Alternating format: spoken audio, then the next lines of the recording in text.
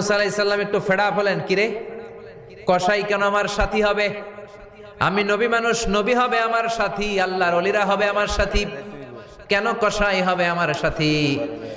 রব্বুল আলামিন বললেন, মুসা যাও নিজেই যে দেখে আসো কেন কসাই হবে তোমার সাথী।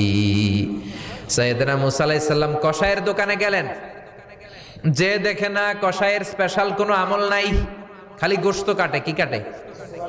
সারাদিন গোশত কাটার পরে বিকেলবেলা বড় একটা গোশতের টুকরা নিয়ে প্যাকেট করে বাড়ির দিকে রওনা হয়। সাইয়েদনা মুসা আলাইহিস সালাম তিনিও কসাইয়ের পেছনে পেছনে ছদ্মবেশে রওনা হয়ে যায়। কসাই বাড়িতে ঢুকার পরে সাইয়েদনা মুসা আলাইহিস সালাম দরজায় নক করতে লাগলেন। কসাই দরজা খুলে দিতে লাগলো। সাইয়েদনা মুসা আলাইহিস সালাম পরিচয় গোপন করে বলে, আমি একজন মুসাফির, আজকে রাতে ও কসাই ভাই আপনার বাড়িতে থাকতে চাই। কসাই বলে, আহলান সাহলান, আসেন, এই ঘরের মধ্যে বসেন, পাশের ঘরে আমার একটু কাজ আছে। পাশের ঘরে যে কসাই মাচার উপর থেকে বৃদ্ধা একটা নারীকে নামিয়ে নিজ হাতে গোসল করে টাওয়াল দিয়ে গা মুছে গোশত রান্না করে রুটি বানিয়ে রুটি আর গোশত এই বৃদ্ধা মহিলার মুখের মধ্যে তুলে দেয়।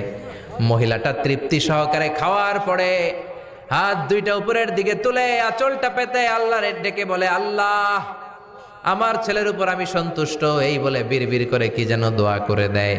ও কসাই, আগে বলো এই বৃদ্ধা মহিলাটাকে?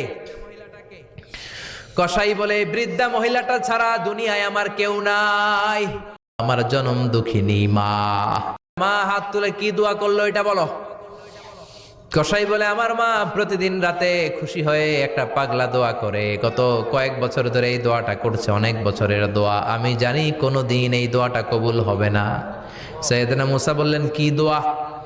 কসাই বলে, আমার মা খুশি হওয়ার পরে চোখের পানি ছেড়ে দিয়ে হাত তুলে বলে, আল্লাহ আমি আমার ছেলের উপর অনেক সন্তুষ্ট, শুনেছি এই জামানার বনি ইসরায়েলের সবচেয়ে বড় পয়গম্বর, তার নাম নাকি মুসা কালিমুল্লাহ। আমি তোমার কাছে দোয়া করে গেলাম, আমার ছেলেরে তুমি ওই মুসা নবীর সাথে জান্নাতে ঢুকাইয়া দিবা।